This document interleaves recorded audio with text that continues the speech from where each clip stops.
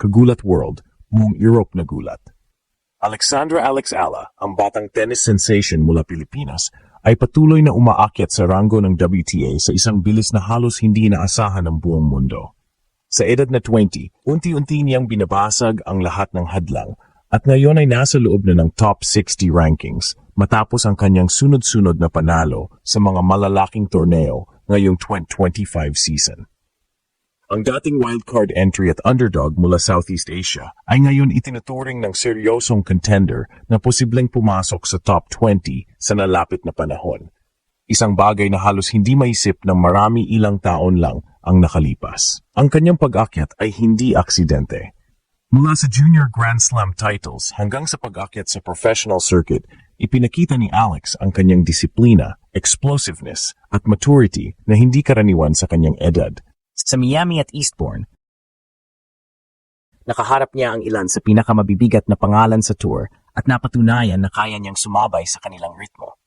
Hindi lang siya basta bata na may potensyal. Siya ay isang player na kayang magdala ng laro laban sa mga mas mataasang ranggo at mas matagal na sa professional stage.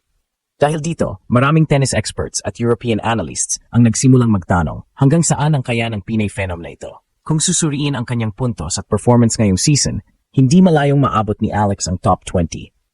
Ang consistency niya sa pag-abot ng second week sa iba't ibang tournaments, dagdag pa ang malalaking upset wins laban sa seeded players ay nagbibigay sa kanya ng malalaking ranking points. Ang kanyang kaliweting forehand na may kakaibang anggulo ay naging sandata laban sa mga top caliber opponents na nahihirapang basahin ang kanyang laro. Sa bilis ng kanyang improvement, hindi malayong sa loob ng isa o dalawang season ay makita siya na nakikipagbakbakan hindi lang para sa rankings, kundi pati sa mga prestigious titles. Ngayon, hindi lang Pilipinas ang nakatingin kay Alex Ayala, kundi buong tennis world.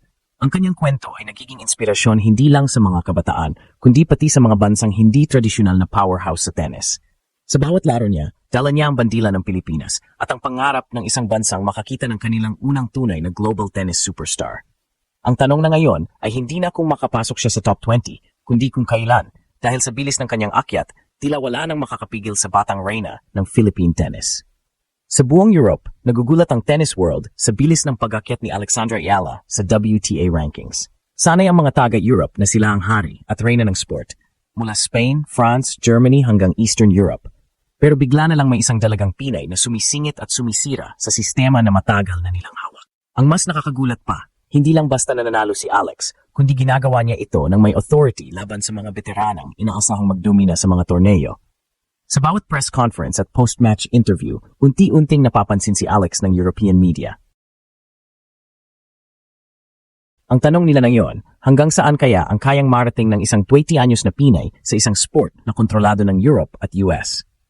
Para sa marami, hindi lang ito simpleng Cinderella story, kundi isang wake-up call na may bagong powerhouse mula sa Southeast Asia.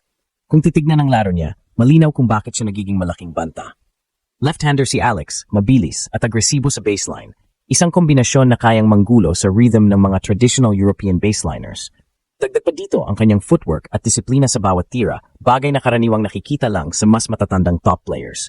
Sa madaling salita, kahit bata pa siya, may maturity at killer instinct na siyang ipinapakita. Sa Europe, mabilis na naging topic ng mga tennis analysts ang pag-angat ni Alexandra Ayala. Sa mga sports shows at interviews, pinapakita nila kung paano ang estilo ng laro niya ay naiba at nakakasira ng rhythm ng mga kilalang European players. Bilang kaliwete na may explosiveness at matinding forehand, kaya niyang magbato ng mga anggulong hindi madaling basahin, lalo na ng mga right-handed veterans. Pinupuri rin ng ilang dating pros ang footwork ni Alex. Mabilis, efficient, at parang veteran na kahit 20 anyos pa lang siya. Para sa kanila, bihira ang ganitong maturity sa ganoong edad. Kung titignan ang numbers, hindi imposible ang kanyang projected rise. Sa WTA system, malaki ang puntos kapag consistent na pumapasok sa second week ng tournaments at nakakapasok sa deep rounds ng mas malalaking events. At dito lumalabas ang lakas ni Alex. Hindi lang siya nakapag-upset ng mas mataas ang ranking, kundi ginagawa niya ito sa crucial stage. Kung magtutuloy-tuloy ang kanyang momentum ngayong season, lalo na sa hardcourt at clay swings, posibleng mapasama siya sa top 30 bago matapos ang taon. Mula doon, isang breakthrough quarterfinal o semifinal lang sa WTA 500 o 1000, pwede na siyang umakyat sa loob ng top 20.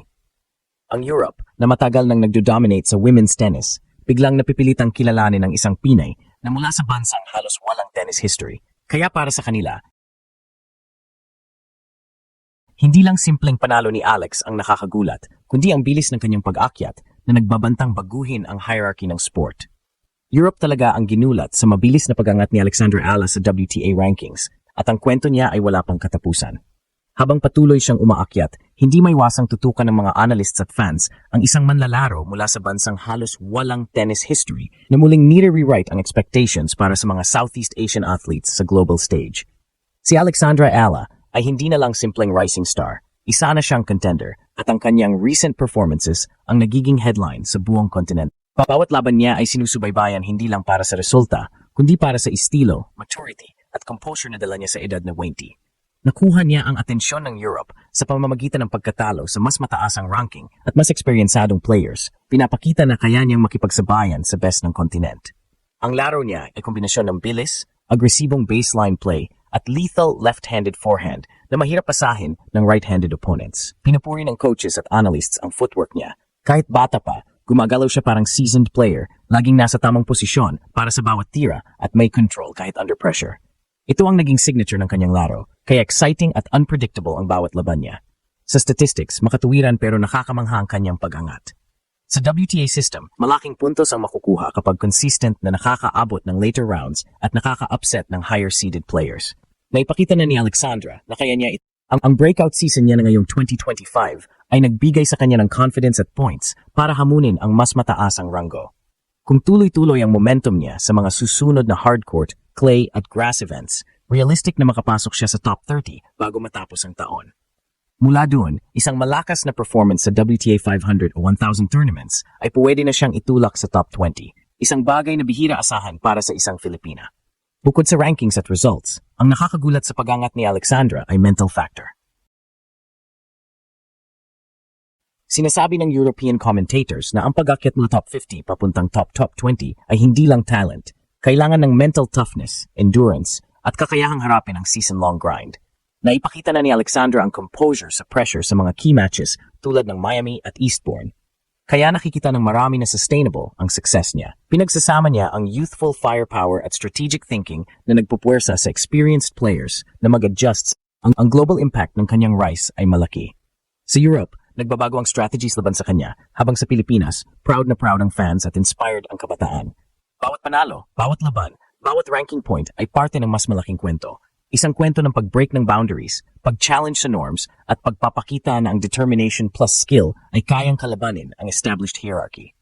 Habang patuloy ang kanyang pag-angat, Europe watches in awe at Filipino fans cheers every step. Si Alexandra Ala ay hindi lang personal triumph, isang global statement.